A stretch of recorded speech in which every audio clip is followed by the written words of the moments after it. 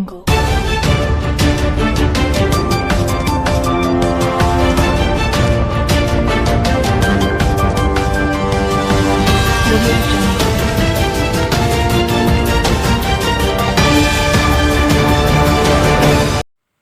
मैं हूं अशोक श्रीवास्तव। आप देख रहे हैं मीडिया दस्तक न्यूज़।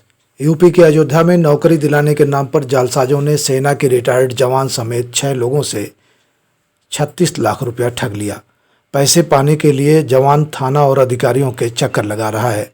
पुलिस ने आरोपितों के खिलाफ मुकदमा तो दर्ज कर लिया, लेकिन कोई कार्रवाई नहीं की। इस मामले में पुलिस अधिकारी कुछ बोलने को तैयार नहीं है। ठगी का शिकार होने पर सेना के रिटायर्ड जवान ने इसकी शिकायत मुख्यमंत्री पोर्टल और एसएसपी अयोध्या से कई बार किया, लेकिन कार्रवाई सिफर है। राम प्रवेश पांडे की माने तो उल्टा उन पर ही दबाव बनाया जा रहा है कि पैसा मांगने और पुलिस में शिकायत वापस नहीं लेने पर उसे जान से हाथ धोना पड़ेगा। राम प्रवेश पांडे भारतीय सेना में जम्मू कश्मीर में तैनात थे। रिटायर होने के बाद घर आए तो इनके ही जानने वाले कुछ लोगों ने कुमारगंज कृषि विश्वविद्यालय में नौकरी दिलाने के नाम पर उन्हें ठग लिया। 6 स्थान रिक्त बताकर प्रति कैंडिडेट के हिसाब से 36 लाख रुपए की ठगी की गई। आप खुद सुनिए पीड़ित को। प्रभाकर चौरसिया की रिपोर्ट। हेलो भैया, मैं राम प्रवेश पांडे, रिटायर्ड फौजी 2019 30 अप्रैल को रिटायर्ड हुआ था। और एक हमारे संबंधी मित्र थे भूपेंद्र सिंह, यहाँ भदोली बुजुर्ग के रहने वाले थे, तो थोड़ा आना जाना था, संबंधी थे। तो इन्होंने बताया कि भैया कुमारगंज यूनिवर्सिटी में जो है कुछ वैकेंसियाँ निकली हुई हैं, तो वहाँ हमारे बुआ के लड़के हैं जो उनका काफ़ी अच्छा पहचान है और वो नौकरी दिला सकते हैं आपको। और एक ही लोगों का नहीं, 2-4 लोगों की भी नियुक्ति करवा सकते हैं, वो अच्छी पकड़ है उनकी। तो हमने कहा ठीक है भैया, चलिए, जो है रिटायर हो ही रहे हैं तो कम से कम अपने परिवार का भरण पोषण करने के लिए जो भी मिल जाए ठीक ही है। अच्छा, उनके कहने के अनुसार हम जो है अपना ले जाके उन्होंने रघुवीर प्रताप सिंह से मिलवाया, और जिसमें हमने पहले भूपेंद्र सिंह को 3,10,000 रुपये दिया था, जिसमें 2 लाख का चेक दे रखा हूँ मैं SBI बैंक का, और 50,000 ऑनलाइन ट्रांजैक्शन और 60,000 रुपये नकद दिया था। बाकी पैसा जो है लगभग 3-3.5 लाख रुपए रघुवीर प्रताप सिंह को ऑनलाइन और कुछ पैसे उनको नकद दिया था। उसके बाद जो है जो ये वैकेंसियाँ वगैरह थी, हमारा ऑनलाइन फार्म वार्म भराया गया, सारा सिस्टम उन्होंने ले जाके एक वहाँ कुमारगंज यूनिवर्सिटी में भरवाया था। भरवाने के बाद जो है हमने कहा भैया अब सब कुछ हो गया तो अब नियुक्ति करवाइए। तो नियुक्ति 10 अक्टूबर को उन्होंने बोला ठीक है आप आइए और आप लोगों की नियुक्ति पत्र जारी होगी। तो हम गए वहाँ 10 अक्टूबर को और लगभग 1,80,000 रुपये उनको नगद दिया। उस टाइम बोला कि कुछ खर्चा बर्चा लगेगा अगड़म बगड़म, तो हमें जो है एक नियुक्ति पत्र उन्होंने जारी किया जो हमने रिसीव भी किया उसी अक्टूबर में 12-13 तारीख को।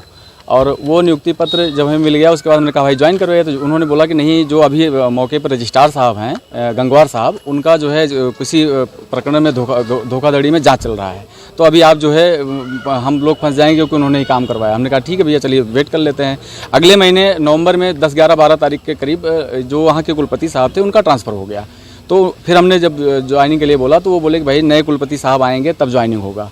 नए कुलपति साहब आए तो उन्होंने बोला कि ये कार्यवाहक कुलपति हैं, लगभग 6 महीने बाद या तो ये परमानेंट होंगे या दूसरा कुलपति आएगा तो ज्वाइनिंग होगा, जो डॉक्टर विजेंद्र सिंह साहब थे। तो हमने कहा चलिए ठीक है भैया, वो भी वेट किया। 6 महीने बीता, उसके बाद कोरोना आ गया लगभग, तो बोले अब इस टाइम कोई ऑफिस कोई कुछ कार्रवाई हो नहीं रही है। फिर ऐसा करने के बाद जो है हम वेट करते रहे। फिर हमने कहा कि भाई जब हम जाके यूनिवर्सिटी में पता किए तो ये पता लगा कि ये मामला पूरा फर्जी है। हमने कहा प्रेशर उनसे बात किया, हमने कहा भैया हमारा पैसा हमें वापस दीजिए।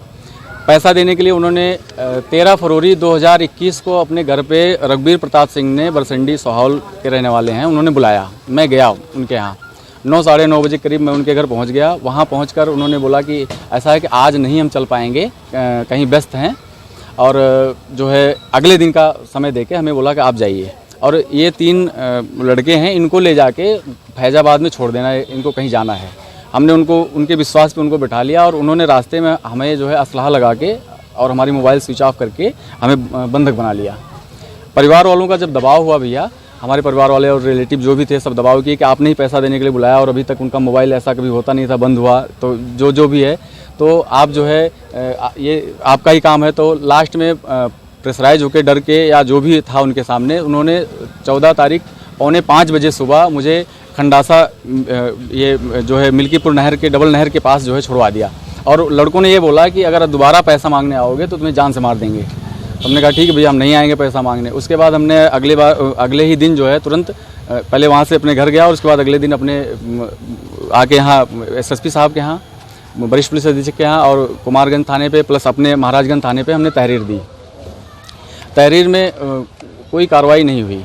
उसके बाद फिर कई दिन चक्कर काटते रहे और उसके बाद फिर हम 21 तारीख को फिर दोबारा कुमारगंज थाने में गए और वहाँ जो है सारी बातें बताई, सारा दोबारा एप्लीकेशन लिखा, सारा सिस्टम हुआ। तो उन्होंने बोला कि ठीक है ये मामला जो है संज्ञान में लिया जाएगा, बातचीत किया जाएगा। उसके बाद ये सब ना कर मतलब समय व्यतीत होता गया। फिर मैं जो और भी आरोपी थे, जो और भी वो थे, उनके साथ जो है लगभग कई बार चक्कर लगाते रहे। तो 4 मार्च को उन्होंने FIR दर्ज किया। जब वरिष्ठ पुलिस अधीक्षक साहब को सूचित करने के बाद 4 मार्च को दर्ज किया। अब भैया थोड़ा रुक गया।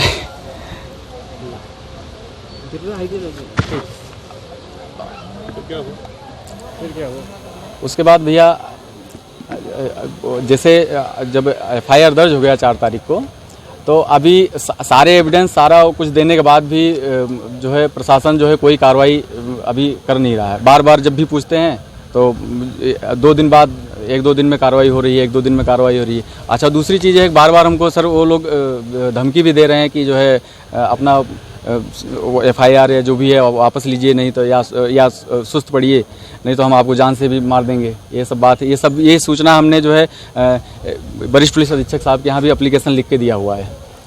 कहाँ कहाँ आपने इसकी शिकायत की? इसकी शिकायत भैया हमने SSP साहब के यहाँ, मुख्यमंत्री पोर्टल पे, उसके बाद अपने थाने पे, महाराजगंज थाने पे और कुमारगंज थाने पे।